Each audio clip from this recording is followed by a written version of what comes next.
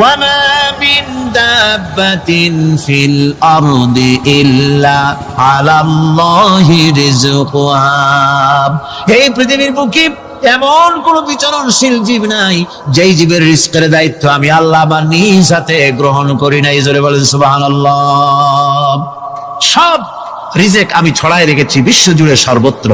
আল্লাহ পাক বলছেন فَلْيَنْظُرِ الْإِنسَانُ إِلَى طَعَامِهِ أَنَّا صَبَبْنَا الْمَاءَ صَبًّا ثُمَّ شَقَقْنَا الْأَرْضَ شَقًّا فَأَنبَتْنَا فِيهَا حَبًّا।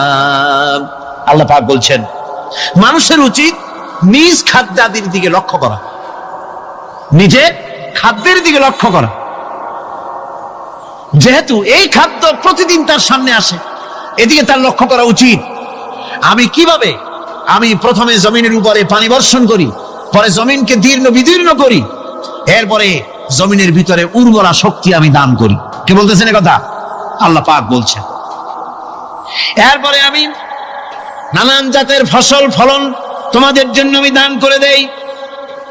খাদ্যের দিকে নজর করতে এই জন্য আল্লাহ পাক বলেছেন মানুষ চতুর্দিক থেকে তো চোখ ফিরাতে পারে, মুখ ফিরাতে পারে, কিন্তু খাদ্যের দিকে তার নজর করতেই হয়। সকালে, দুপুরে, বিকেলে, রাত্রে সব সময় তার সামনে খাবার আছে। আল্লাহ পাক বলেন খাবারের দিকে একটু নজর করো, কেমন ভাবে কি সুন্দর করে খাবারগুলি তৈরি করে দিয়েছি, শুরু কিভাবে হলো, পরিপক্ক কিভাবে হলো, সেদিকে তোমরা লক্ষ্য করো। সে লক্ষ্য তো করা নাই, সমানে খায়, বিসমিল্লাহ বলেন, আলহামদুলিল্লাহ বলেন, পাইকারি দরে খাইতেই থাকে। আল্লাহ পাক বলছেন খাদ্যাদির দিকে লক্ষ্য করো। এই যে চাউল তোমরা খাচ্ছ, আটা খাচ্ছ, গম খাচ্ছ, মাছ খাচ্ছ, গোশ খাচ্ছ, তাম পৃথিবীর সমস্ত বিজ্ঞানীরা একত্রিত হয়ে একটা চাউল বানাইতে পারবে? জোরে কোন পারবে? না পারবে। পারবে প্লাস্টিকের চাউল খাবে আর কলেরা হয়ে মরবে। এই পৃথিবীতে আসার পর আমাদের হায়াত তো বাড়ছে না, বরং হায়াত প্রতি মুহূর্তে কি হচ্ছে? লোকেরা বলে হায়াত বাড়ে, হায়াত তো বাড়ে না। হায়াত কি হয়? জন্মের পরের থেকে আমার জন্য রিজার্ভ আছে যতটুকু, 50 বছর বাঁচবো, 60 বছর বাঁচবো, যতটুকু হায়াত আমার জন্য নির্ধারিত করা আছে, নির্ধারণ করা আছে, প্রতিদিন একদিন করে কমে যেতেছে। এজন্য আমি বলি আমার বাড়িতে যে ঘড়িটা আছে, এই ঘড়িটা বেলা 1টার সময় ঢং করে একটা আওয়াজ দেয়, শ্রোতাকে শুনিয়ে দেয়, বাড়িওয়ালা তোমার জীবনের মূল্যবান হায়াত থেকে 1 ঘন্টা কমায়া দিলাম। 2টার সময় 2টা ঘন্টা লাগায় শোনায় দিল, বান্দারে তোমার জীবনের মূল্যবান সময় থেকে 2টি ঘন্টা কমে গেল। এমনি করে দিন গেল, মাস গেল, বছর গেল, আমাদের হুঁশ হলো না। সময় চলে গেল তাস খেলে খেলে, সময় চলে গেল আমাদের খেলাধুলা করে, শয়তানি বদমাশি করে। সময় কতটুকু পেলাম? কিয়ামতের দিন, বিচারের দিনটা যেটা হবে, আল্লাহ রাব্বুল আলামিন বলেন বিচারের দিনটাই লম্বা হবে 50 আলফা সানা মিম্মা তাউদ্দুন।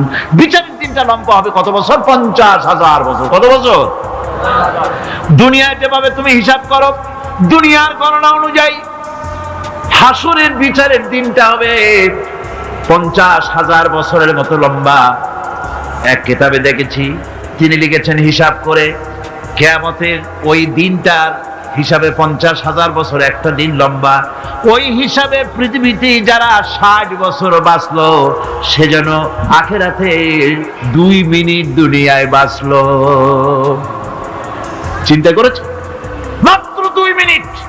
60 বছর যারা হায়াত পেল, 2 মিনিট বাঁচলো।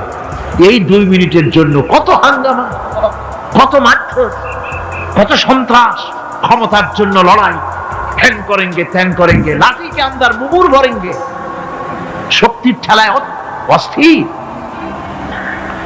আমার বন্ধুগণ, সময় চলে যাচ্ছে, স্রোতের মতো করে কারো জন্য সময় অপেক্ষা করতেছে না।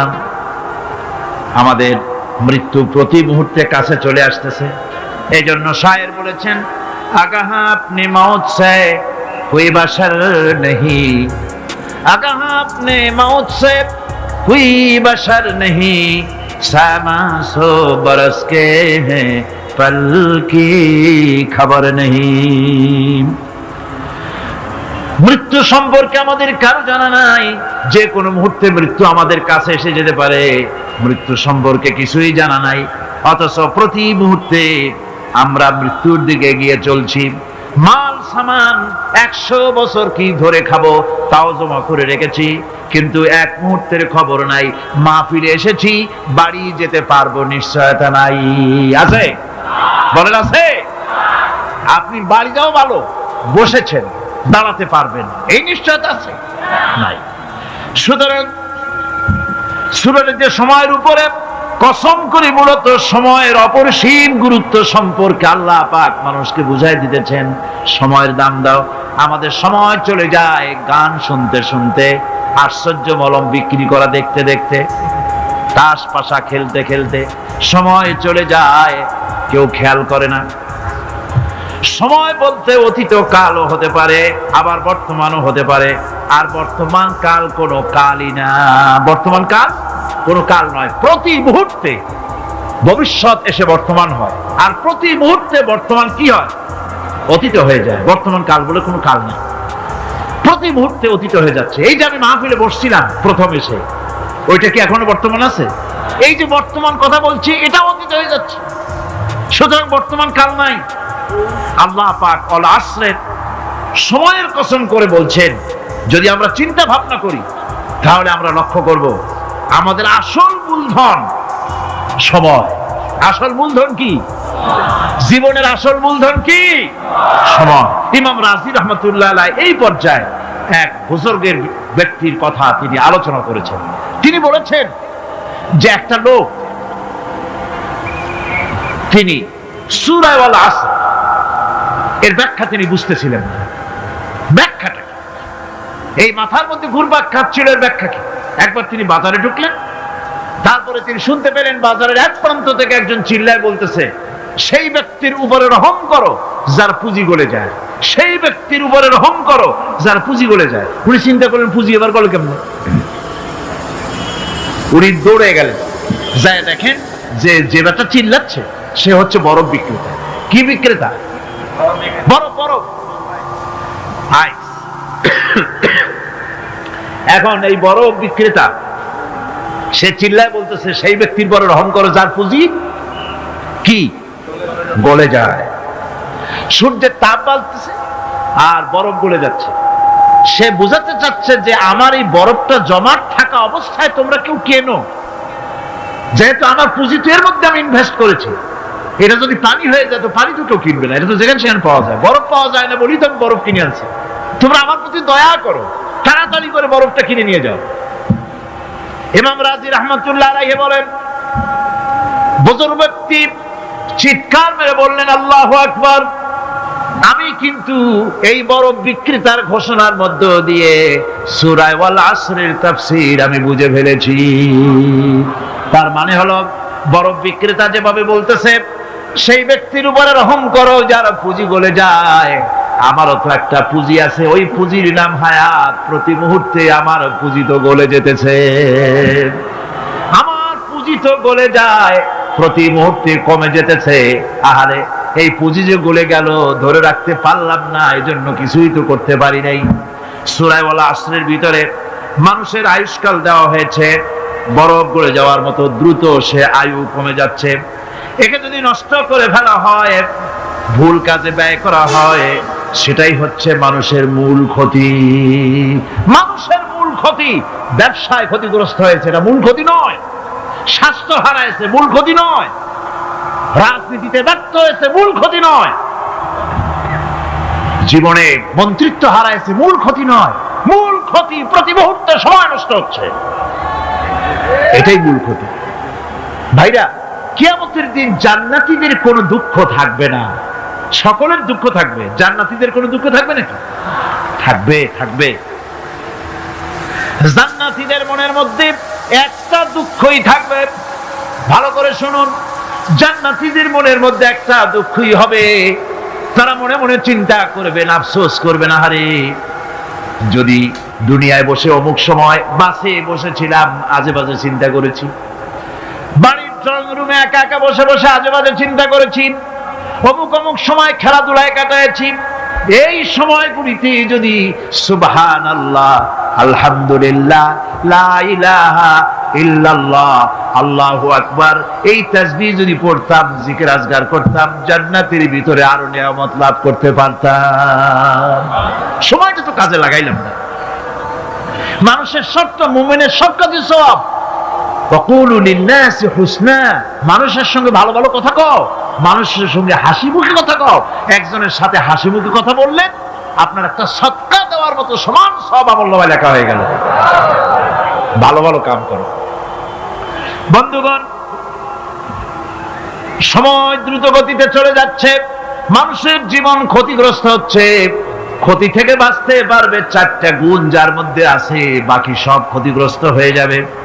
আমার ভাইয়েরা, এই কথাগুলি বলে আল্লাহ পাক যেন এরকম একটা দৃষ্টান্ত দিলেন।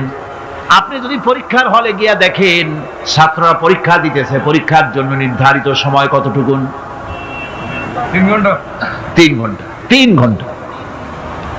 আপনি গিয়ে দেখলেন কোন একজন পরীক্ষার্থী পরীক্ষা দিতে গিয়ে আর একদিকে তাকায় আছে, আকাশের তারা গুনতেছে, অথবা সে গল্প করতেছে, অথবা পরীক্ষা বাদ দিয়ে আজে বাজে কিছু লিখতেছে।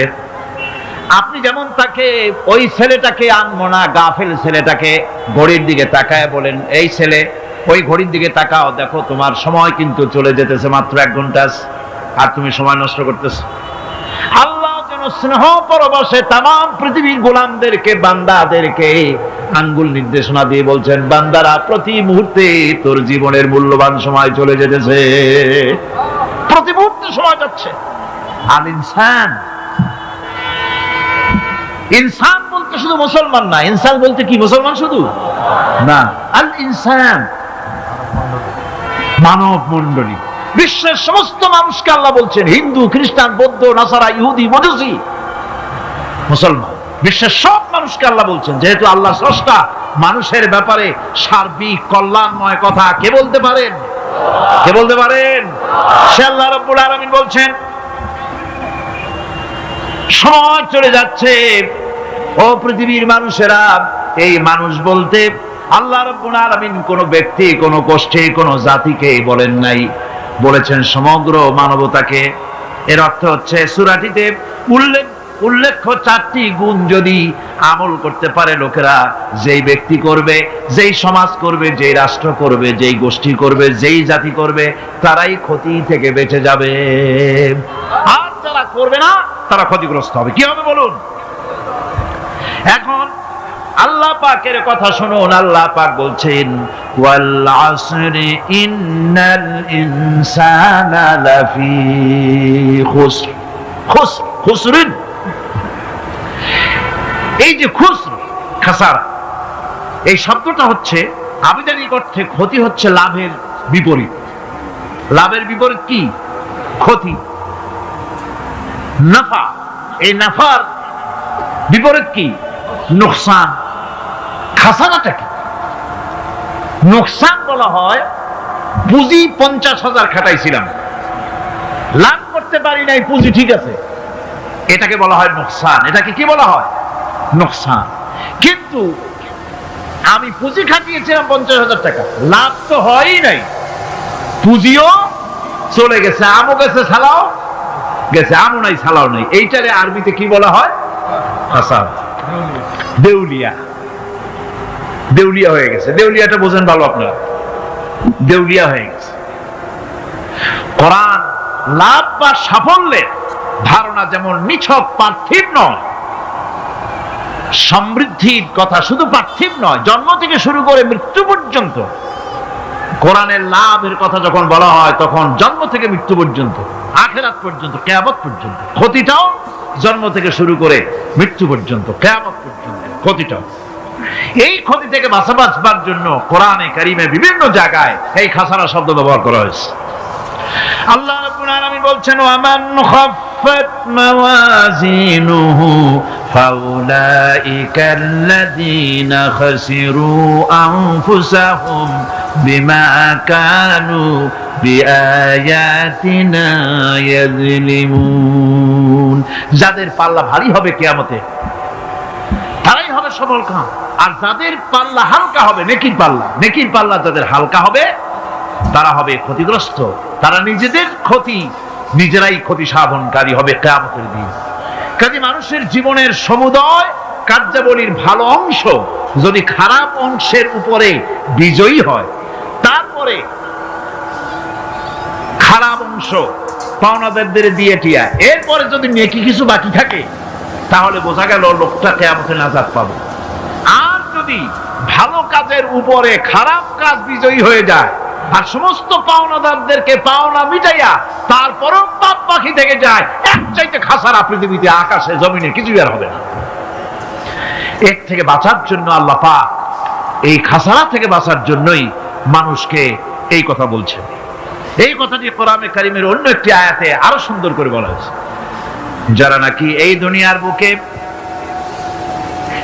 যারা নিজেদের পুঁজি খাটাইছে, জীবনের পুঁজি সুদ কামাইতে খাটালো, জীবনের পুঁজি খাটালো হারাম কামাইয়ের ভিতরে, অন্যায় কাজের ভিতরে, যারা জীবনের পুঁজিকে আল্লাহর দ্বীনের কাজে লাগাতে পারে নাই, তাদের সম্পর্কে বলা হচ্ছে হাসিরাত দুনিয়া ওয়াল আখিরাতা যালিকা হুয়াল খুসরানুল মুবিন। হাসিরাত দুনিয়া ওয়াল আখিরা, দুনিয়াও ক্ষতিগ্রস্ত, আখিরাতেও ক্ষতিগ্রস্ত।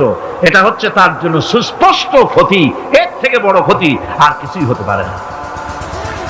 আল্লাহ পাক কোরআনে কারীমে অন্যত্র বলেছেন, وَنُنَزِّلُ مِنَ الْقُرْآنِ مَا هُوَ شِفَاءٌ وَرَحْمَةٌ لِّلْمُؤْمِنِينَ وَلَا يَزِيدُ الظَّالِمِينَ إِلَّا خَسَارًا।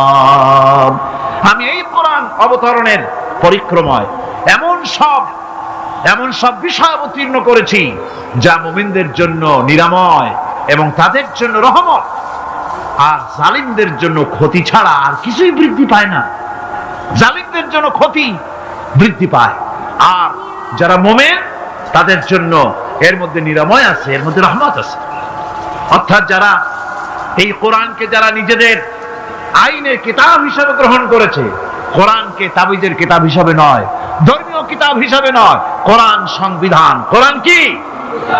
কোরআনকে যারা সংবিধান হিসাবে মেনে নিয়েছে, কোরআনকে যারা সংবিধান হিসাবে গ্রহণ করলো ব্যক্তি, পরিবার, সমাজ, রাষ্ট্রে, তাদের যাবতীয় মানসিক, বুদ্ধিবৃত্তিক, নৈতিক, তামাদ্দুনিক রোগের নিরাময় হবে, এর দ্বারা শান্তি হবে। কিন্তু যেসব জালিম এই কোরআনকে প্রত্যাখ্যান করেছি, কোরআনকে যারা মৌলবাদীদের কিতাব বলে, কোরআনের কথা বললে মৌলবাদ বলে গাল দেয়, তারা তাদের কপালকে পোড়াইয়া ছাই বানাইয়া দিছে, তাদের কপাল ভস্মীভূত করে দিয়েছে। আমার দেশে, এই দেশটা কি মুসলমান বেশি না অন্য জাতি বেশি? কোন? জোরে কোন? মুসলমান সবচেয়ে। খুব লক্ষ্য করে শোনেন, এই দেশে সবচেয়ে মুসলমান বেশি, ইন্দোনেশিয়ার পরে। পৃথিবীর দ্বিতীয় বৃহত্তম মুসলিম দেশ হলো কোনটা? বাংলাদেশ। এই দেশে ইসলামরে যত গালি দেওয়া হয়েছে, কোরআনকে যত গালি দেওয়া হয়েছে, আলেমদেরকে যত গালি দেওয়া হয়েছে, রাসূলুল্লাহকে যত গালি দেওয়া হয়েছে, ইসলামী আদর্শকে যত গালি দেওয়া হয়েছে, পৃথিবীতে কোন দেশে এইভাবে ইসলামকে গালি দেওয়া কোথাও হয় না। এমনকি আমেরিকার মতো দেশে, ইংল্যান্ডের মতো দেশেও কোরআনের বিরুদ্ধে এত কথা কেউ বলতে সাহস পাবে না, ইসলামের বিরুদ্ধে কথা বলতে সাহস পাবে না, যেহেতু মুসলমানেরা সেখানে পাল্টা আক্রমণ করবে। আজ আমার দেশে মুসলমানের ঘরের সন্তান হইয়া ইসলামের বিরুদ্ধে তারা বক্তব্য রাখে। মৌলবাদ জিকির উঠে গেছে। আমেরিকার প্রেসিডেন্টরা যখন শপথ নেন, প্রেসিডেন্ট হিসেবে ওথ নেন, বাইবেলের উপরে হাত রাখেন আর বলেন, এই মহাগ্রন্থকে স্পর্শ করে শপথ নিচ্ছি, আমি আমার চিন্তা চেতনা, আমার মেধা, আমার প্রজ্ঞা, সবটা আমার জাতি, আমার দেশকে উন্নয়নের জন্য, এর সমৃদ্ধির জন্য, এর সংরক্ষণের জন্য আমি আমার জীবনকে উৎসর্গ করব। বাইবেলের উপরে স্পর্শ করে এই শপথ তারা নেন। আমার দেশের প্রেসিডেন্ট, প্রধানমন্ত্রী শপথ নেওয়ার সময় কোরআন শরীফের উপরে হাত রাখে যদি, তাহলে বলা হবে বেচারা মৌলবাদী হয়ে গেছে। এটা করা যাবে না। আর যদি কেউ করে সামান্য কিছু, কোরআন না, যদি তসবিহ নিয়েও আসে, তাহলে বুঝতে হবে জাতির সাথে একটা প্রতারণা ছাড়া আর কিছুই না। কাজী ধর্মের প্রতি আকর্ষণ একটা ভিন্ন জিনিস। সেই জিনিসকে ছেড়ে যারা দেয় তারাই ক্ষতিগ্রস্ত হয়, আর যারা ধরে রাখে তারা দুনিয়ায় ক্ষতিগ্রস্ত হয় না। আল্লাহ পাক এখানে রাসূল করিম সাল্লাল্লাহু আলাইহি ওয়াসাল্লাম একটি হাদিস প্রণিধানযোগ্য কোরআনের ব্যাপারে। হুজুর বলেছেন, আল কোরআন হুজ্জাতুন লাকা ওয়া আলাইকা। এই কোরআন হয় তোমার পক্ষের সাক্ষী, না হয় এই কোরআন তোমার বিপক্ষের সাক্ষী। কিয়ামতে এই কোরআন হয় তোমার পক্ষে কাজ করবে, নতুবা এই কোরআন তোমার বিপক্ষে কাজ করবে। দুই অবস্থা থেকে খালি হবে না। হয় কোরআন তোমার পক্ষে সাক্ষী দেবে, না হয় আমরা কি চাই? কিয়ামতে কি চাই? বলেন কি চাই? কোরআনের পক্ষে যদি আমরা সাক্ষী চাই, তাহলে এই কোরআনের পক্ষে আমাদেরকে কাজ করতে হবে। এছাড়া আমাদের নাজাতের কোনো পথ নাই। আমাদের মুক্তির পথ হচ্ছে কোরআন কেন্দ্রিক, রাসূলুল্লাহ হাদিস কেন্দ্রিক। এর বাইরে আমাদের সমস্ত পুঁজি নষ্ট হয়ে যাবে। আমাদেরকে পৃথিবীতে টিকে থাকতে হলে কোরআনের উপরে ভিত্তি করে আমাদেরকে বাঁচতে হবে, টিকতে হবে। কোরআনে কারিমে আল্লাহ রাব্বুল আলামিন অন্যত্র বলেছেন, কুল ইন্নাল খাসিরিনাল্লাযীনা খাসিরু আনফুসাহুম ওয়া আহলিহিম ইয়াওমাল কিয়ামাহ আলা যালিকা হুয়াল খুসরানুল মুবিন। বলো, প্রকৃত দেউলিয়া তারাই যারা কিয়ামতের দিন নিজেকে, নিজের পরিবর্গকে এই ক্ষতির দিকে যারা ঠেলে দেবে। ভালো করে শুনে নাও, এটি হচ্ছে সুস্পষ্ট ক্ষতি, সুস্পষ্ট দেউলিয়াপনা।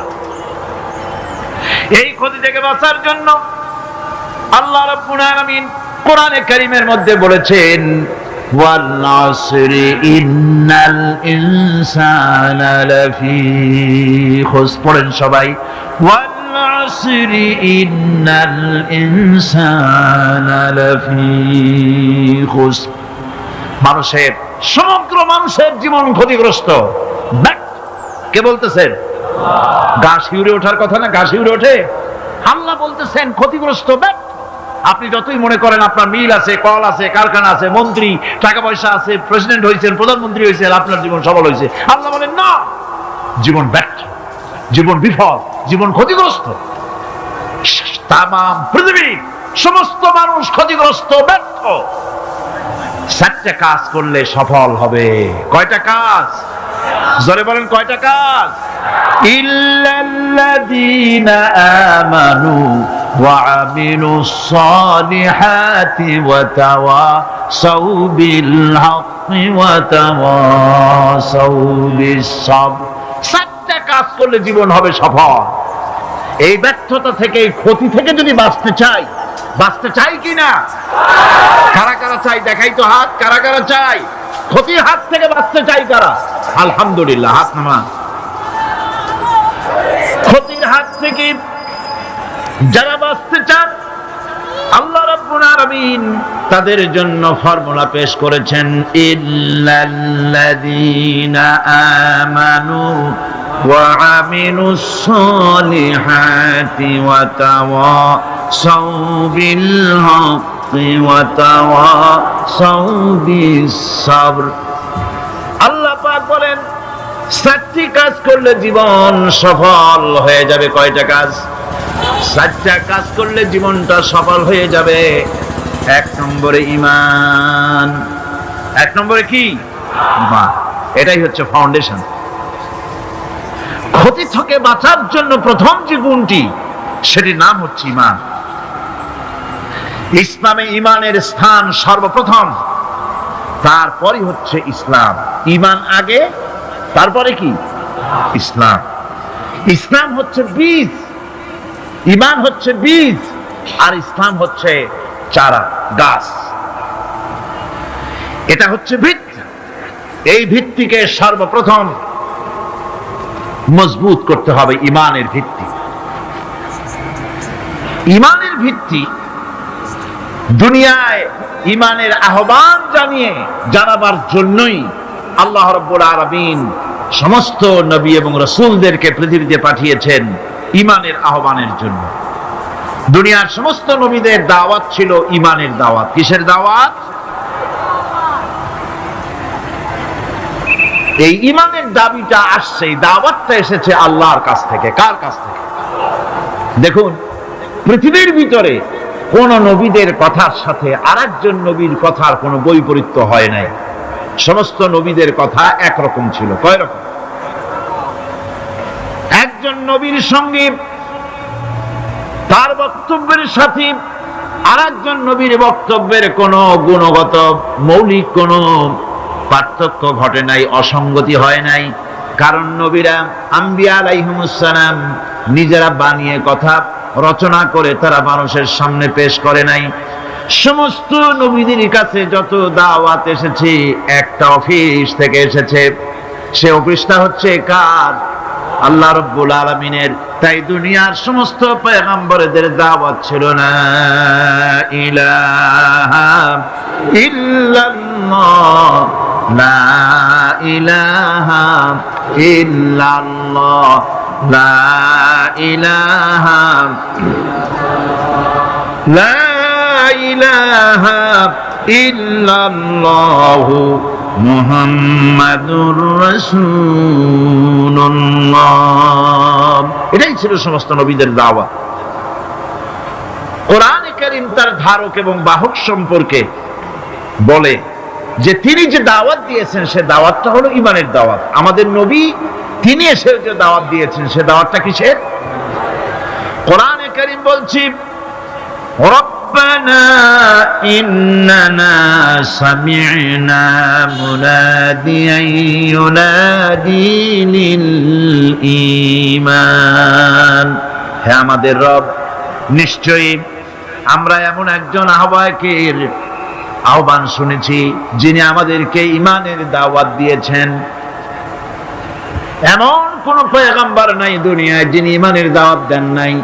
সকলেই ঈমানের দাওয়াত মানুষের সামনে, বিশ্ববাসীর সামনে পেশ করেছেন। কোরআনে হাকিম স্পষ্ট একটা সীমারেখা দুনিয়ার মানুষের সামনে পেশ করে পৃথিবীর মানুষগুলিকে দুটি শ্রেণীতে বিভক্ত করে দিয়েছে। একটি হচ্ছে ঈমান পোষণকারী, আরেকটি হচ্ছে অবিশ্বাসী। একটা ঈমান পোষণকারী আর একটা অবিশ্বাসী। ঈমান পোষণকারীরা সত্যশ্রয়ী, তারা হচ্ছে জ্ঞান এবং নূরের সম্পদে সমৃদ্ধ। আর দ্বিতীয় দলটি হচ্ছে কাফের, জালিম, মূর্খ। তারা হেদায়েতের রাস্তা তাদের জন্য অবরুদ্ধ।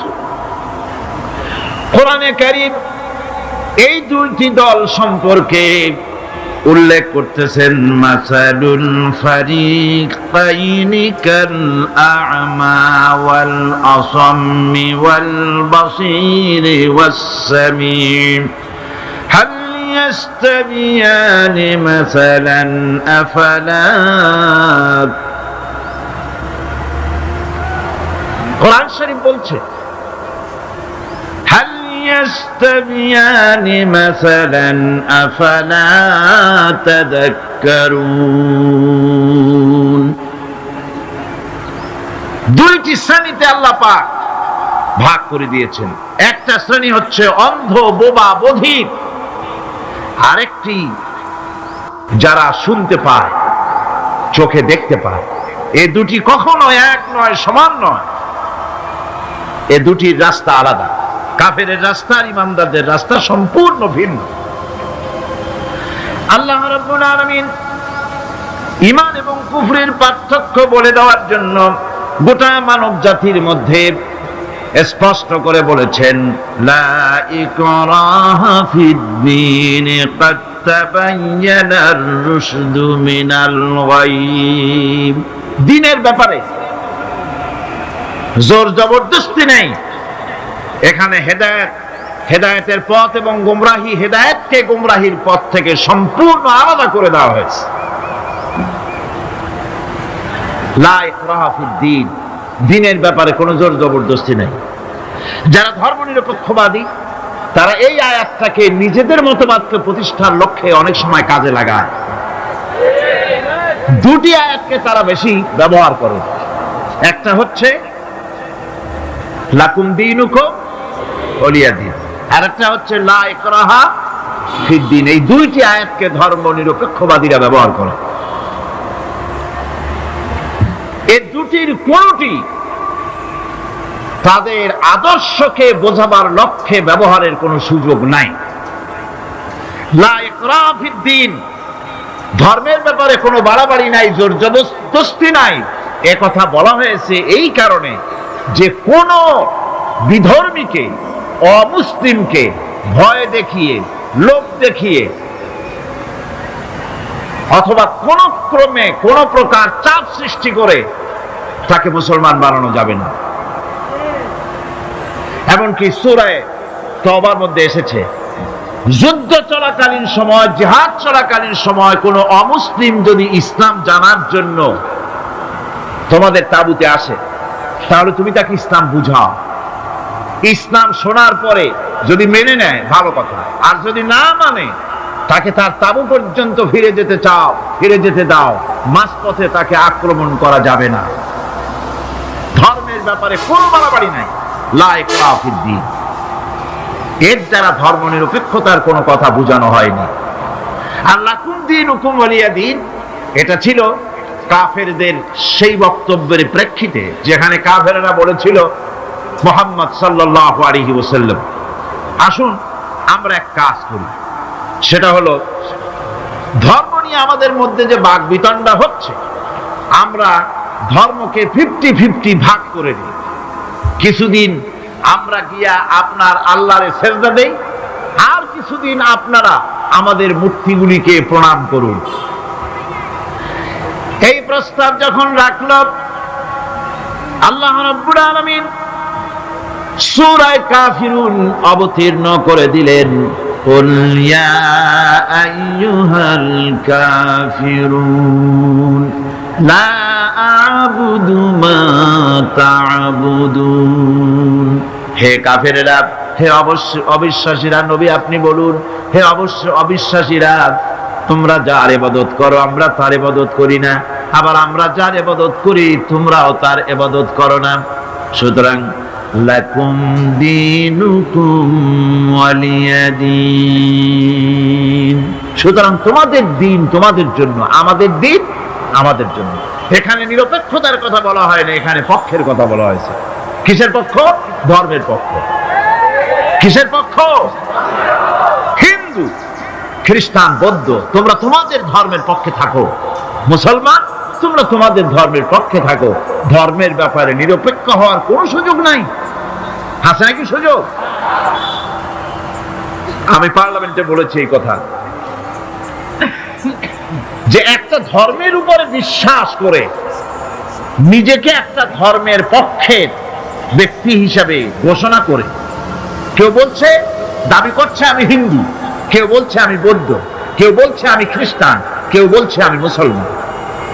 নিজেকে একটা ধর্মের বিশ্বাসে বিশ্বাসী ঘোষণা করার পর আমি ধর্মনিরপেক্ষ, এই কথাটা মিথ্যা, বানোয়াট, জালিয়াতি, প্রতারণা, মুনাফিক। কোন ধর্মের অনুসারী ব্যক্তি ধর্মনিরপেক্ষ হতে পারে না। কেবলমাত্র নাস্তিক, যারা আল্লাহরে মানে না, আল্লাহকে স্বীকার করে না, ওরা বলতে পারে আমরা ধর্মনিরপেক্ষ, ধর্মের ব্যাপারে আমরা নিরপেক্ষ, গুলো মানি না, বিশ্বাস করি না।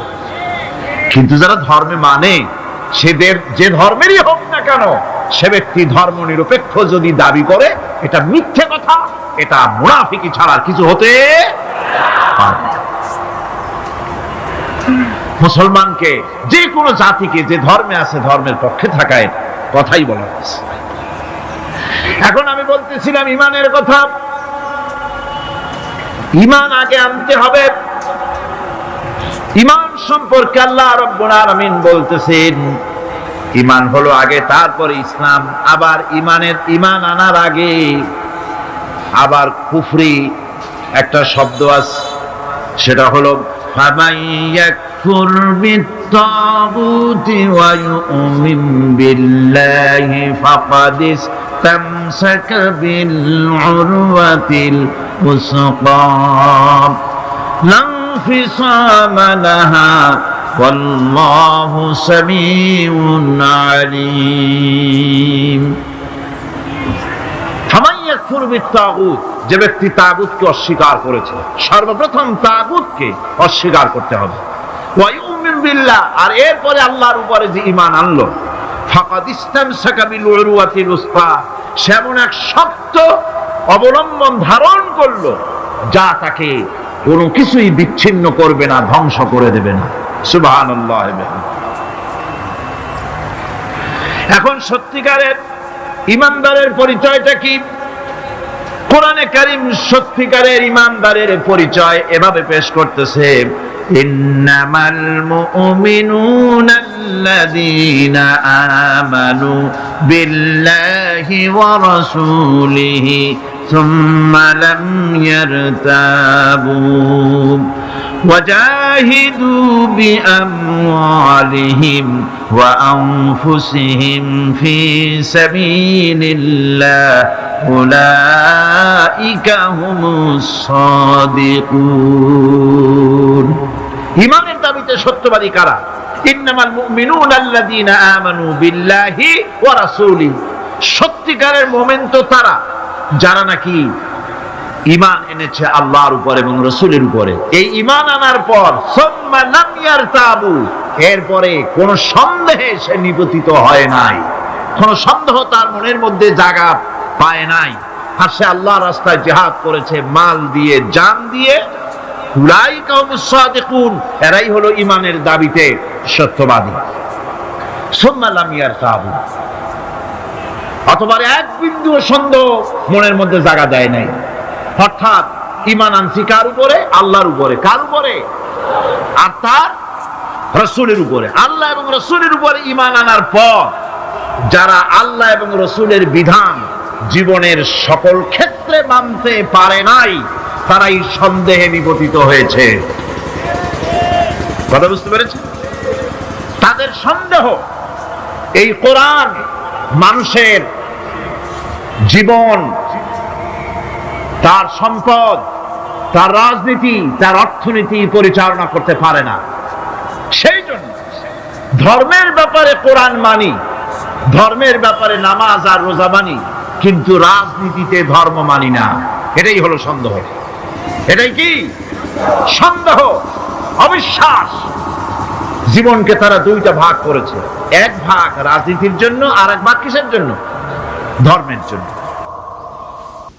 আব্দুল্লাহর তেলাওয়াতের জ্বালায় এত জোরে তেলাওয়াত করে ঘুমাইতে পারি না, বিশ্রাম করতে পারি না। নবীজি বললেন, তোমরা আব্দুল্লাহকে তেলাওয়াত করতে দাও, যত খুশি জোরে তেলাওয়াত করুক। তার কারণ হলো তার ঈমানটা এত চড়া দামে ঈমান এনেছে, পরনের লুঙ্গিটাও আনতে পারে নাই। ইত্যবসরের তাবুকের যুদ্ধের দামামা বেজে উঠেছে, রোমানদের সাথে রাসূলুল্লাহর যুদ্ধ হবে। আল্লাহ নবী সাহাবায়ে কেরামদেরকে একত্রিত করে যুদ্ধের প্রস্তুতি নিলেন। সমস্ত লোকেরা টাকা পয়সা দিল, মহিলারা সোনা দানা দিলেন, সবগুলি নিয়ে রাসূলুল্লাহ রওনা করলেন। 30,000 সৈন্য নিয়ে নবীজি রওনা করেছেন তাবুকের দিকে। আর 2 লক্ষ সৈন্য আসছে রোমানদের। কিছু দূর যাওয়ার পরে হযরত আব্দুল্লাহ নবীজির সামনে এসে দাঁড়ালেন, বললেন, ইয়া রাসূলুল্লাহ, সাহাবায়ে কেরাম পুরুষ আর নারীরা যা তাদের কাছে ছিল সব খুলে খুলে আপনাকে দিয়ে দান করেছে জিহাদের জন্য। আমার কাছে কিছুই নাই, আমি তো কিছু দিতে পারলাম না। হে রাসূল, আমি আপনার কাছে দোয়া চাই, আপনি আমার জন্য দোয়া করেন, আমি যেন এই জিহাদের ময়দানে আমার জীবনটা দিয়া যেন ইসলামকে সাহায্য করতে পারি। নবীজি বললেন, একটা গাছের বাকল নিয়ে আসো। হযরত আব্দুল্লাহ গাছের বাকল নিয়ে আসলেন। আল্লাহ নবী বাকলটা হযরতে আব্দুল্লাহর হাতে বেঁধে দিয়ে বললেন, আয় আল্লাহ, আমি আব্দুল্লাহ রক্তকে কাফেরদের জন্য হারাম করে দিলাম। হযরত হযরতে আব্দুল্লাহ কেঁদে উঠলেন, বললেন ইয়া রাসূলুল্লাহ, আমার আশা ছিল জিহাদের ময়দানে যুদ্ধ করে শহীদ হয়ে জান্নাতে যাব, আর আপনি আমার রক্ত কাফেরদের জন্য হারাম করে দিলেন। আল্লাহর নবী বলেন, আব্দুল্লাহ কোনো চিন্তা করো না, এখন যদি তোমার জ্বরেও মৃত্যু হয়, ঘরের মধ্যে বসে আল্লাহ তোমাকে শাহাদাতের দরজা দিবে। তাবুকের প্রান্তরে সাহাবায়ে কেরাম উপস্থিত হলেন, রোমান 2 লক্ষ সৈন্যরা। আল্লাহর নবী নিজে এসেছেন শুনে ভয়তে পালিয়ে গেল, বিনা যুদ্ধে জায়গা দখল হয়ে গেল। নবীজি সেখানে 20 দিন অপেক্ষা করলেন, চতুর্দিকে দ্বীনের দাওয়াত ছড়াতে লাগলেন। একদিন নবীর কানে খবর গেল, আয় আল্লাহর নবী, ওই যে আব্দুল্লাহ যার হাতে আপনি বাকল পরিয়ে দিয়েছিলেন, ওই আব্দুল্লাহ আজকে রাতে কয়েকদিন জ্বর ভোগার পরে তিনি ইন্তেকাল করেছেন। নবীজি তাকে গোসল এবং কাফনের ব্যবস্থা করতে লাগলেন, করতে বললেন, এবং নিজে গিয়ে জানাজার ব্যবস্থা করবেন বললেন। কবর খোঁড়া হলো, কবরের পাশে একজন ছোট্ট একটা লাইট নিয়ে দাঁড়ায় আছে, টিম টিম করে জ্বলছে। 2 জন সাহাবী আব্দুল্লাহকে হাতে উঁচু করে ঘাড়ে করে বহন করে আনতেছেন, আর কবরের ভিতরে একজন দাঁড়ায় গেছেন লাশ ধরার জন্য। যিনি কবরের ভিতরে দাঁড়ানো, তিনি বলতেছেন, তোমরা লাশ বহন করে যারা আনতেছো, তোমার ভাইকে আস্তে আস্তে আনো, যেন তোমার ভাইয়ের সঙ্গে যেন বেয়াদবি না হয়। কবরের ভিতরে দাঁড়িয়ে যিনি আব্দুল্লাহ লাশ ধরে কবরে শোয়াই দিলেন, তিনি আর কেউ নন, তিনি রহমতের নবী বিশ্ব নবী মুহাম্মদুর রাসূলুল্লাহ। নিজ হাতে কবরে শোয়াই দিলেন। বহন করে যারা এনেছিলেন তারা হলেন আবু বকর, ওমর রাদিয়াল্লাহু তাআলা আনহুমা, আর আলো নিয়ে যিনি দাঁড়িয়েছিলেন তিনি হযরত বেলাল। কবরের ভিতরে আব্দুল্লাহকে শুইয়ে দিন, তার উপরে মাটির আচ্ছাদন দিয়ে নবীজি 2খানা হাত আল্লাহর দরবারে তুলে ধরে বলেন, রব্বুল আলামিন, আজকের সন্ধ্যা পর্যন্ত আমি আব্দুল্লাহর উপরে খুশি ছিলাম, রাজি ছিলাম। আয় আমার আল্লাহ, তুমি আব্দুল্লাহর প্রতি খুশি আর রাজি হয়ে যাও। হযরত আব্দুল্লাহ ইবনে মাসউদ রাদিয়াল্লাহু তাআলা আনহু তিনিও সেখানে উপস্থিত ছিলেন। তিনি কেঁদে উঠে বললেন, আহারে, আজ যদি আব্দুল্লাহর লাশ না হইয়া আমার লাশটা যদি হইতো, ভাগ্য ভালো হয়ে যেত। নবীজি বলছেন, আয় আল্লাহ, আজকের সন্ধ্যা পর্যন্ত আমি আব্দুল্লাহর উপরে রাজি, তুমি আব্দুল্লাহর প্রতি রাজি হয়ে গেলে। প্রিয় ভাই সব, একজন সাহাবী রাসূলকে যে সম্মান দিয়েছে, ভালোবাসা দিয়েছে, সারা দুনিয়ার মানুষ এই ভালোবাসা একত্রিত হয়ে দিতে পারবে না। সুতরাং ইয়া নবী সালাম আলাইকার মধ্যে মহব্বত না, মহব্বত হলো রাসূলের দেওয়া আদর্শ বাস্তবায়িত করার মধ্যেই মহব্বত। হক কথা বলার জন্য রাসূল মার খেয়েছেন, সাহাবায়ে কেরাম মার খেয়েছেন। আমরা হক কথা বলতে ভয় পাই, অনেকে ভয় পান হক কথা বলতে। হক কথা বলতে যদি দাওয়াত না হয়, যত পারা যায় মাইজিয়া ঘষিয়া কথা কইয়া টইয়া কোন রকম বলে মানে যাবে দিন, পকেট ভরলেই হয়, ঠিক কিনা? পকেট ভরার কাম হাদিয়া তওবার কাম। প্রিয় ভাই সব, এটা হাদিয়া তওবার রাস্তা না, এ রাস্তা রক্ত পিচ্ছিল, এ রাস্তা বড় কঠিন, দান দান শহীদ হওয়ার রাস্তা, কাঁচা কলিজা চামড়ায় খাওয়ার রাস্তা। হযরত হামজা রাদিয়াল্লাহু তাআলা আনহুর কলিজা চাবায় খেয়েছিল কাফেররা। এই কষ্ট করার পর ইসলাম এসেছে। ইসলামকে টিকিয়ে রাখতে হবে এবং দুনিয়ার সামনে প্রমাণ করতে হবে মুসলমানেরাই কেবলমাত্র আদর্শবান, পৃথিবীর শান্তি স্বস্তি মুসলমানেরা দিতে পারে, ইসলাম দিতে পারে, এটা বুঝাতে হবে। কিন্তু যে পথে আমাদের লোকেরা রওনা হয়েছে, এই পথ আসল পথ নয়। একজন ব্যক্তির পিছনে দৌড়ানো, শাস্ত্রস্তি, ব্যক্তি পূজা, মাজার পূজা, পীর পূজা, এইসব পূজা দিয়ে গোটা দেশ কোথায় যাচ্ছে? আদর্শ ছেড়ে দিয়ে। প্রিয় ভাই সব, এই জন্য আমাদেরকে বুঝতে হবে, এই ধারণা বদ্ধমূল করে নিতে হবে, আল্লাহ যত নবী পাঠাইছেন সব নবীরা কি ছিলেন? মানুষ। বলেন সবাই। কিন্তু কাফেরেরা এটা মানতে পারে নাই। কাফেরেরা বলতো মা হাযা ইল্লা বাশারুম মিথলুকুম ইউরিদু আন ইয়াতাফাদ্দালা আলাইকুম ওয়ালাউ শাআল্লাহু লাআনজালা মালাইকাতাম মা সামি'না বিহাযা ফি আবাইনাল আউয়ালিন। মা হাযা ইল্লা বাশারুম মিসলুকুম, এই যে নবী, এ তো মানুষের মতো। এটা কি কথা? তার আলাদা একটা ফজিলত আমাদের উপর থেকে কি হবে? আল্লাহ যদি ইচ্ছে করতেন তো ফেরেশতাই তো পাঠাই দিতেন নবী করে আমাদের জন্য। মা সামি'না বিহাযা ফি আবাইনাল আউয়ালিন, এটা আমাদের বাপ দাদা মুখেও কোনোদিন শুনি নাই যে মানুষ নবী হয়। এটা কথাই না। এই কি নবী? তারা বিশ্বাস করতে পারত না। তারা বলতো মা হাযা ইল্লা বাশারুম মিসলুকুম ইয়াকুলু মিম্মা তাকুলুনা মিনহু ওয়া ইয়াশরাবু মিম্মা তাশরাবুন। এই কি নবী যে আমরা যা খাই তাই খায়, আমরা পান করি তারাও পান করে? এই ধরনের চিন্তা তাদের ছিল, ওই কুফরি চিন্তা এখন মুসলমানদের মধ্যে ঢুকছে। নবীর মানুষ পাওয়া যাবে না, কন্যা উজুবিল্লাহ। মুসা আলাইহিস সালাম এবং হারুন আলাইহিস সালাম যখন নবুয়তের দাবি নিয়ে গিয়েছিলেন, কাফেররা বলেছিল আনুমিনু লিবাশারাইনি মিসলুনা, আমরা কি ঈমান আনবো এমন দুই ব্যক্তির উপরে যারা আমাদের মতো মানুষ, তাদের উপর ঈমান আনবো? এটা কেমন কথা? মা লিহাদা রাসূল ইয়াকুলুত তুআম ওয়া ইয়ামশি ফিল আসওয়াক, কেমন রাসূল যে আমাদের মতো বাজারে যায়, আমাদের মতো ভাত খায়? ওরা চিন্তা করতো যে রাসূল যিনি হবেন তিনি হয়তো ফেরেশতা হবে বা অন্য কিছু হবে, জিন হবে।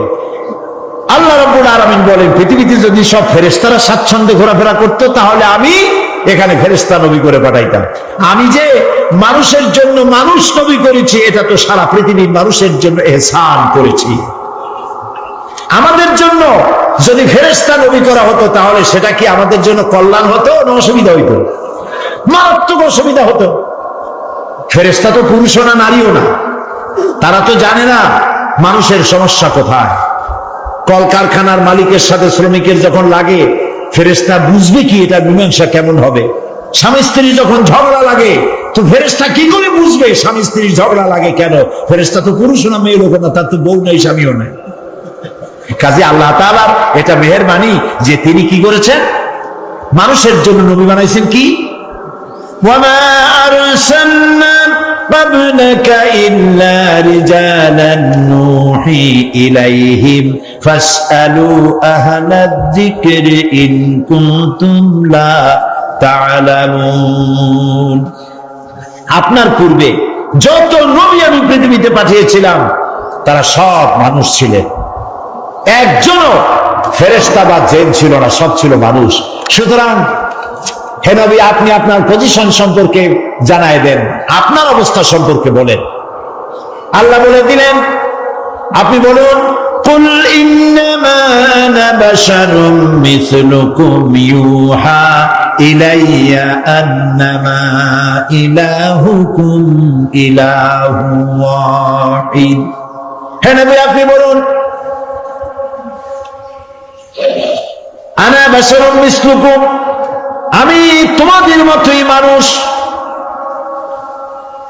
ইউহা ইলাইয়া, আমার কাছে ওহী আসে। আর তোমার আর আমার, তোমাদের আর আমার ইলাহ এক। আমি তোমাদের মতো মানুষ। কুল ইন্নামা আনা বাশারুম মিসলুকুম, আমি তোমাদের মতো মানুষ। বুঝতেছেন কথা? এই কথার ব্যাখ্যা সব সময় আমি চেষ্টা করি মানুষকে বুঝাবার জন্য। আল্লাহ তৌফিক দিন, বলেন আমি। ইন্নামা আনা বাশারুম মিসলুকুম, আমি তোমাদের মতো মানুষ, এই কথার ব্যাখ্যা দরকার। তা না হলে আন্দাজে দেখবেন এই যে কথা বললাম, যদি ব্যাখ্যা না দেওয়া হয় তাহলে কেউ তো আগামীকাল থেকে ওয়াজ করা শুরু করবেন, এই সাইডি আসছিল, আসে বলে গেছে নবী নাকি আমাদের মতো সাধারণ মানুষ। আর লোকেরা কবে নাউজুবিল্লাহ, কই লোক? নবী মানুষ, কিন্তু মানুষের মধ্যে দুইটা শ্রেণী। কয়টা শ্রেণী? একটা হলো সাধারণ আর একটা হলো অসাধারণ। একটা মানব আর একটা বলে মহামানব। রাসূলুল্লাহ মানুষ, মানব, কিন্তু মহামানব। তিনি মানুষ, তবে সাধারণ মানুষ নয়, অসাধারণ মানুষ। সুবহানাল্লাহ। মানুষ কোন দিক দিয়ে? মানুষ এই দিক থেকে, আমাদের মতো মানুষ এই দিক থেকে, আমরা ঘুমাই রসুল ঘুমাই, আমরা খাই তিনিও খান, আমরা বিয়ে করি বাচ্চা হয়, তিনিও বিবাহ করেছেন বাচ্চা হয়েছে। তার শরীর কাটলে যে রক্ত বেরোতো সে রক্ত সাদা ছিল না, সে রক্ত আমাদের মতো লাল রক্ত ছিল।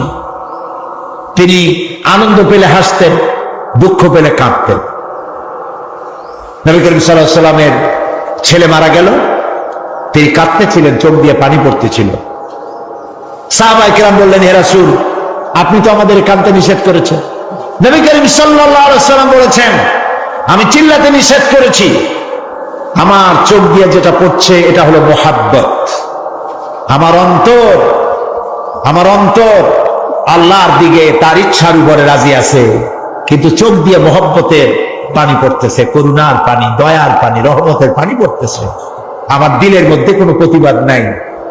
মাঝখানে একটা কথা বলে রাখি, অনেক আমাদের দেশে প্রায় কেউ যদি মারা যায় বাড়ির মধ্যে কান্নার রোল পড়ে যায়, হয় কিনা বলো?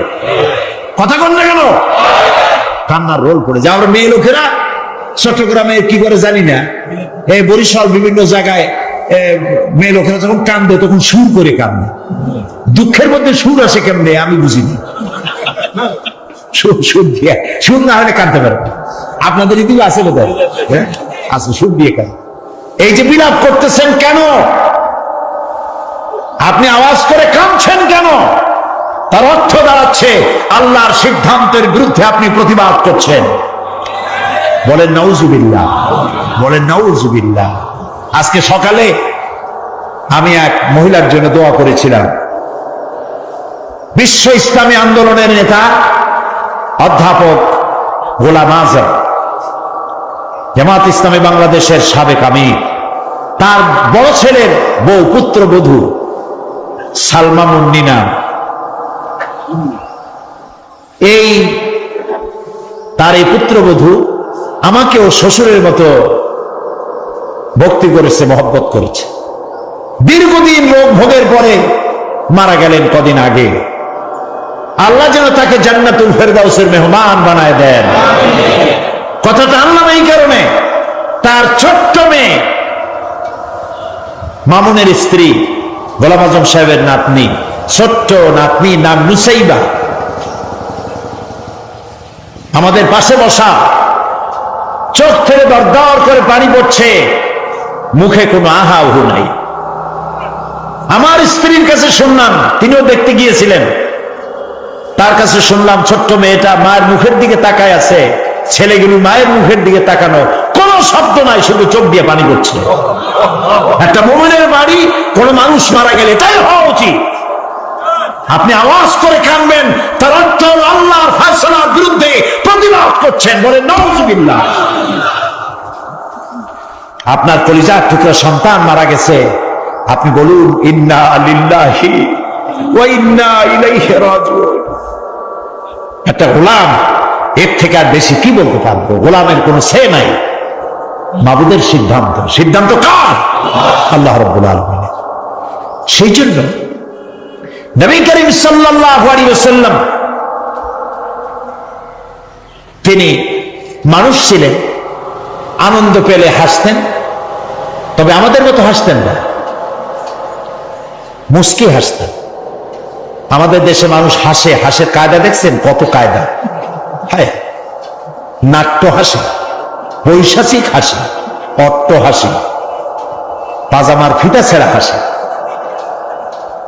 এরকম না। নবী করিম সাল্লাল্লাহু আলাইহি ওয়াসাল্লাম যখন হাসতেন শরীর মোবারক কাঁপত না। সুবহানাল্লাহ।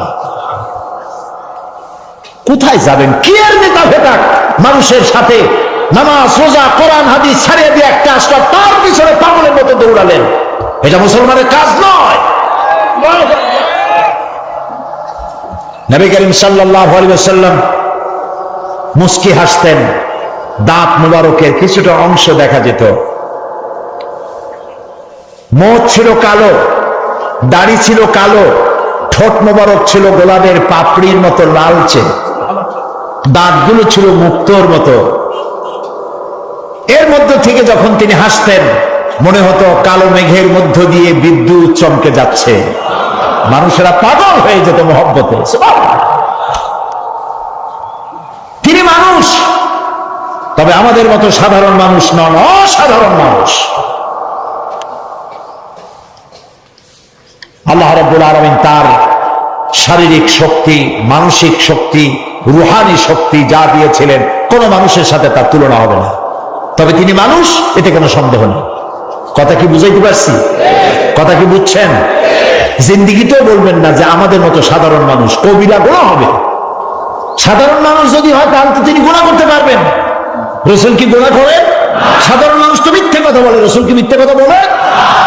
সেই জন্য সাধারণ মানুষ কখনো বলবেন না। তিনি মানব, মহামানব। তিনি মানুষ, অসাধারণ মানুষ। তিনি আল্লাহর নবী, তার পরিচয় হচ্ছে আল্লাহর নবী।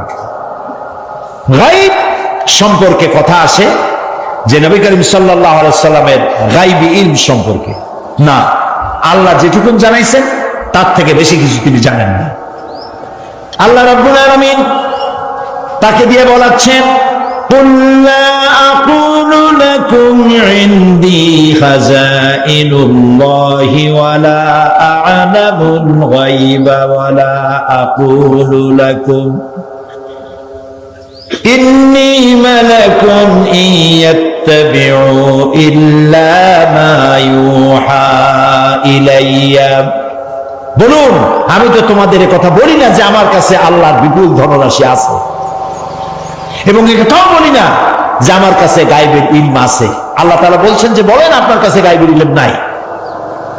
নবীজি আরো বলেন, ওয়ালাউ কুনতু আ'লামুল গায়বা লাস্তাকসারতু মিনাল খায়র ওয়া মা মাসসানিয়াস সূ। হে নবী, আপনি বলেন আমার কাছে যদি গায়বের ইলম থাকতো তাহলে আমি সব ভালো ভালো জিনিসগুলি আমার জন্য বেছে নিতাম, আর কোন অকল্যাণ আমাকে স্পর্শ করতে পারত না। নবী যদি গায়ব জানতেন তায়েফের ময়দানে মার খেতেন না। তিনি টের পাইয়া গায়বী ইলম দ্বারা জায়গা থেকে সরে পড়তেন। উহুদের ময়দানে গায়েব যদি তিনি জানতেন তাহলে উহুদে দান্দান মোবারক শহীদ হওয়ার আগে নিজে সরতেন, হামজা রাদিয়াল্লাহু তাআলা আনহুকে সরাই দিতেন। এগুলো ঠিক কিনা? ইহুদি কর্তৃক একটি ছাগলকে বিষপান করাইয়া বড় বানাইছিল, সেই বিষাক্ত গোশত রাসূলকে খাওয়ানো হয়েছিল। তিনি যদি গায়েব জানতেন তাহলে এটা খাইতেন না, এবং মৃত্যুর সময় যন্ত্রণা উঠত না, কষ্ট পেতেন না।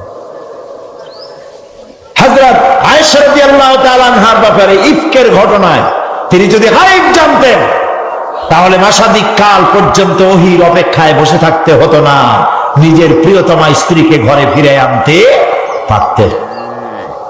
এ ধরনের অসংখ্য ঘটনা আছে যার দ্বারা বোঝা যাচ্ছে যে তার কাছে গায়বের ইলম নাই। অতটা আছে যতটা আল্লাহ জানিয়েছেন। গায়ব কেবলমাত্র কার কাছে? ওয়া ইনদাহু মাফাতিহুল গায়ব লা ইয়ালামুহা ইল্লা হুয়া। একমাত্র আল্লাহর কাছেই গায়বের ইলম আছে, এবং এই গায়বের ইলমের চাবিকাঠি কেবল আল্লাহর কাছে, আর কারো কাছে নাই। একেবারে পরিষ্কার কথা। সুতরাং গায়বের ইলমের ব্যাপারেও আমাদেরকে বিশ্বাস করতে হবে নবী ততটা জানেন যতটা তাকে আল্লাহ জানানো জরুরত বোধ করেছেন। প্রিয় ভাই সব, নবীর প্রতি ঈমান আনার অর্থই হলো নবী করিম সাল্লাল্লাহু আলাইহি ওয়াসাল্লাম তিনি যেভাবে জীবন পরিচালনা করেছেন, রাষ্ট্র পরিচালনা করেছেন, ওইভাবে আমাদের জীবন, আমাদের রাষ্ট্র, আমাদের স্বভাব, আমাদের সমাজকে ওই আদলে পরিচালনা করতে পারলেই নবীর প্রতি ঈমান আনা হবে। এই নবীর প্রতি ঈমান রাষ্ট্রীয়ভাবে, সামাজিকভাবে, আন্তর্জাতিকভাবে কিভাবে আমাদের পালন করতে হবে সেই কথাগুলি বলবো আপনাদের সামনে আগামীকাল ইনশাআল্লাহ। আলামিনের হাবিব জনাব মুহাম্মদুর রাসূলুল্লাহ সাল্লাল্লাহু আলাইহি ওয়াসাল্লাম বলেছেন, কিয়ামতের ময়দানে আল্লাহর কসম করে বলছি, সেদিন জাহান্নামীদের ভীষণ কষ্ট হবে, আর জান্নাতীদের জন্য অত্যন্ত আসান হবে, অবস্থাটা খুবই আরামের হবে। নবীজি বলেন, এক ফরজ নামাজ, এক ওয়াক্ত ফরজ নামাজ আদায় করতে যে সময়টুকুন লাগে কিয়ামতের মাঠের এই সময়, এত বড় বিরাট লম্বা সময় জান্নাতীদের জন্য এরকম হালকা হয়ে যাবে। সুবহানাল্লাহ। হযরত আবু সাঈদ খুদরী রাদিয়াল্লাহু তাআলা হাদিস বর্ণনা করেছেন, এক ওয়াক্ত নামাজ, একটা ফরজ নামাজ পড়তে যতটুকু সময় লাগে, এতটুকু সময়ের ভেতরে জান্নাতীদের কারবার শেষ হয়ে যাবে। সুবহানাল্লাহ বিহামদিহি। আর ওদের কারবার তো শেষই হবে না। ويوم تشقق السماء بالغمام ونزل الملائكة تنزيلا। ওরা ফেরেশতা দেখতে চায়, সেদিন আসমান সমূহ বিদীর্ণ হয়ে মেঘ পুঞ্জ বেরিয়ে আসবে, আত্মপ্রকাশ করবে, তার ভেতর থেকে ফেরেশতারা ক্রমাগত নাজিল হতে থাকবে। আর অবস্থাটাই হবে আল মুলকু ইয়াউমাইযিনিল হাক্কু লিররহমান ওয়া কানা ইয়াওমান আলাল কাফিরিনা আসীরা। আর সেদিনে বাদশাহী হবে কেবলমাত্র রহমানের। ওয়া কানা ইয়াওমান আলাল কাফিরিনা আসীরা। আর সেই কিয়ামতের দিন, সেই সময়টা হবে কাফেরদের জন্য বড়ই কঠিন। এখানে কিয়ামতের কিছু কথা বলা হচ্ছে, কিছু আভাস দেওয়া হচ্ছে যে আসমান সমূহ বিদীর্ণ হয়ে মেঘ পিণ্ড বেরিয়ে আসবে এবং তার থেকে ক্রমাগত ফেরেশতারা নাজিল হতে থাকবে। আল্লাহর হাবিব বলেছেন, কেউ যদি কিয়ামতের দৃশ্য দেখতে চায় সেজন্য সূরা ইজা শামসু কুবিরাত ওয়া ইজা সামাউ ফাতারাত, ইজা সামাউ শাক্কাত, এই সূরাগুলি যেন পড়ে, তাহলে কিয়ামতের দৃশ্য তার চোখের সামনে প্রতিভাত হবে। কিয়ামতের দৃশ্যটা আসলে কেমন হবে সেই সূরাগুলি তেলাওয়াত করলে সে বুঝতে পারবে।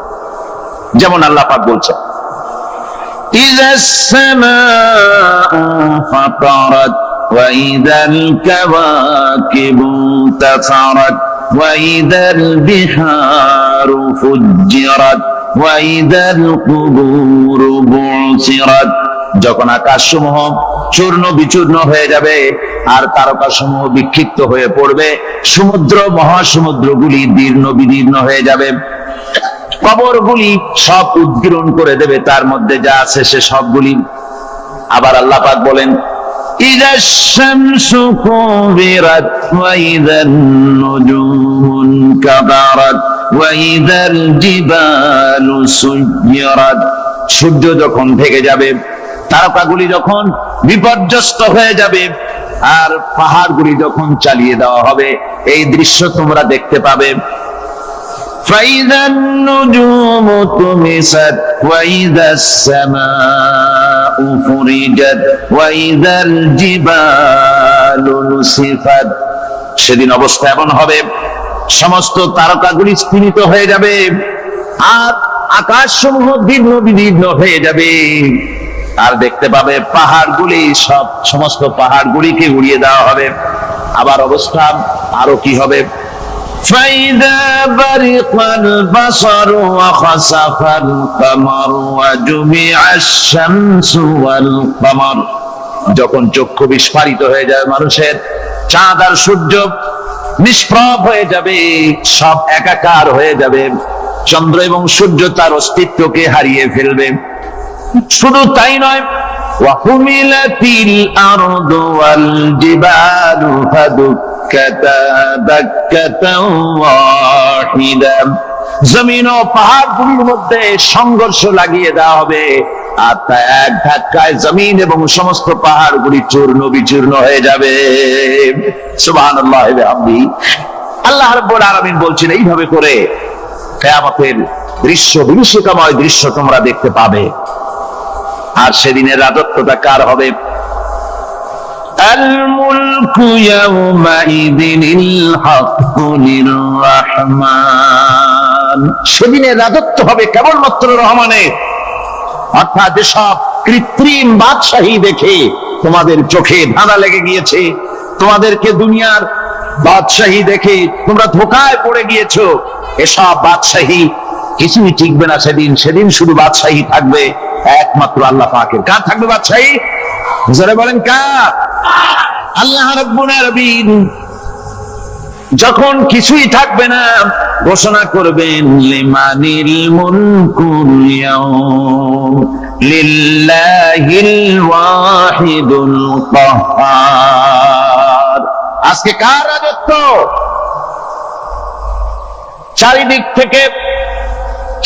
থেকে আওয়াজ আসতে থাকবে পরাক্রমশালী আল্লাহ রাব্বুল আলামিনের রাজত্ব। আর কারণ নয়, হাদিস শরীফে এসেছে, বুখারী মুসলিম শরীফের হাদিসে এসেছে, আল্লাহর নবী বলেন আল্লাহ রাব্বুল আলামিন তখন তার এক হাতে আকাশ মণ্ডলীকে ধারণ করবেন আর এক হাতে জমিনকে ধারণ করবেন। আকাশ মণ্ডলী এক হাতে, জমিন এক হাতে। এভাবে আল্লাহ রাব্বুল আলামিন বলবেন আইনাল জাব্বারুন আইনাল মুতাকাব্বিরুন। কোথায় সেই স্বৈরাচারীরা? কোথায় সেই দুর্বীরিত অহংকারী স্বৈরাচার যারা আমার জমিনের উপরে, আমার মানুষের উপরে রাজত্ব চালিয়েছে? তারা আজকে কোথায়? কোথায় সেই অহংকারীরা? আল্লাহ পাক সেদিন যে বলবেন, সেদিন তো বলবেন, কিন্তু দুনিয়ার মাঝেও স্বৈরাচার যারা, অহংকারী যারা, তাদের শাস্তি পৃথিবীর বুকেও দেন। আর সেদিন তো দিবিনি। কত স্বৈরাচার আমরা দেখলাম, কত অহংকারী দেখলাম, যাদের তর্জনী হেননে লক্ষ কোটি কোটি মানুষ উঠত আর বসত। তাদের জিল্লাতির সঙ্গে আল্লাহ রাব্বুল আলামিন কতজনকে বিদায় করে দিলেন। ফুলের মালা নিয়ে কুলাতে পারে নাই, পা থেকে শুরু করে গলা পর্যন্ত ফুলের মালা দিয়া ডুবাই দিল ভক্তরা। আবার আল্লাহ রাব্বুল আলামিন এমন শাস্তি দিলেন, ফুলের মালার পরিবর্তে জুতার মালা নিয়ে জেলের মধ্যে ঢুকাইয়া দিলেন। ঠিক কিনা গান? অহংকারী আর স্বৈরাচার যারা হয়, আল্লাহ পাক এভাবে তাদের দৃষ্টান্ত দেখিয়ে দেন। আমরা কত দেখলাম, 9 বছরের রাজা, 10 বছরের সাজা। পৃথিবীর বুকে যারা অহংকার করে, যারা স্বৈরাচার হয়, আল্লাহর আইনকে যারা বৃদ্ধাঙ্গুষ্টি প্রদর্শন করে, আল্লাহ পাক তাদের জমিনেও দেখান। এখানে চূড়ান্ত ফয়সালা আল্লাহ করেন না, আসল ফয়সালার জায়গা তো আছেই, তবে এখানে নমুনা দেখায় দেন।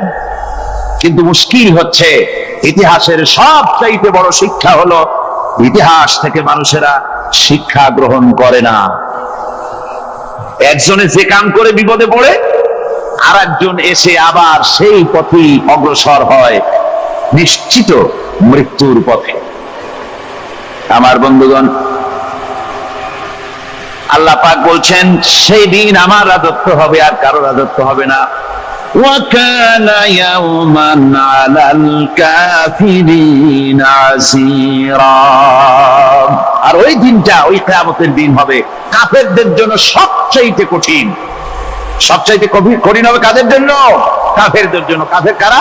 কাফের হচ্ছে তারা যারা নাকি আল্লাহর আইনকে অস্বীকার করেছে, আল্লাহকে অস্বীকার করেছে, আল্লাহর আইনকে অস্বীকার করেছে। ওরা কি? কাফের। কুফর শব্দের অর্থ হচ্ছে গোপন করা। এই জন্য অন্ধকার রাতকে আরবিতে কাফের বলা হয়েছে, অর্থাৎ যা সব জিনিসকে অন্ধকার দিয়ে ঢেকে দেয়। তো কুফর হচ্ছে সেই জিনিস যা মহাসত্যকে ঢেকে দেয়, সত্যকে, মহাসত্যকে ঢেকে দেয় যে জিনিস, সেটাকে কুফর বলা। আর এই কাফের অন্ধকারে ঘুরে মরে, সে কোন আলোর খোঁজ পায় না। আল্লাহ রাব্বুল আলামিন বলেন, কাফেরদের কথা এখন শোনাচ্ছেন আল্লাহ পাক, ওয়াল্লাযীনা কাফারু আউলিয়াউহুমুত তাগুতু ইউখরিজুনাহুম মিনান নূরি ইলাজ যুলুমাত। যারা কাফের, যারা কুফরি অবলম্বন করেছে, তাদের সাহায্যকারী আর পৃষ্ঠপোষক হচ্ছে তাগুত। তাগুত বলা হয় সেই শক্তিকে, যে শক্তি শুধু নিজেই আল্লাহর আইন অমান্য করে বসে থাকে না, বরং অন্যদেরকে আল্লাহর আইন অমান্য করতে বাধ্য করে। ওদেরকে আরবিতে কি বলা হয়? তাগুত বলা। আর এই তাগুতি শক্তি, এই তাগুত হয় তার সাহায্যকারী, যা তাকে আলো থেকে টেনে অন্ধকারের ভেতরে নিয়ে যায়। আর কাফের হচ্ছে আল্লাহ পাকের ভাষায় অর্থাৎ কোরআনের ভাষায় কাফের হচ্ছে সবচাইতে নিকৃষ্ট প্রাণী, সবচাইতে নিকৃষ্ট জীব, মহাসত্যকে যারা অস্বীকার করেছে, যারা আল্লাহকে মানে না, যারা আল্লাহ কোরআনকে মানে না, যারা ইসলামকে স্বীকার করে না, তারা সবচাইতে নিকৃষ্ট প্রাণী। আল্লাহ রাব্বুল আলামিন বলেন, ইন্না শাররাদ দাওয়াবি ইনদাল্লাহিল্লাযীনা কাফারু ফাহুম লা ইউমিনুন। নিশ্চয়ই আল্লাহর জমিনে সব বিচরণশীল জীব যত আছে, আল্লাহ বলছেন আমার জমিনে বিচরণশীল জীব যত আছে তার মধ্যে সবচাইতে নিকৃষ্ট প্রাণী হলো যারা ঈমান আনে নাই, যারা বিশ্বাস করেন আমি আল্লাহকে, যারা পরকালকে বিশ্বাস করে নাই, যারা কোরআনকে বিশ্বাস করে নাই, যারা ইসলামকে বিশ্বাস করে নাই, পৃথিবীর মধ্যে তারা সবচাইতে নিকৃষ্টতম প্রাণী। আল্লাহ বলেন শুধু নিকৃষ্ট জনক নিকৃষ্ট প্রাণী বললেই সারে না, এরা হলো চতুষ্পদ জানোয়ারের মতো। কে বলতেছেন?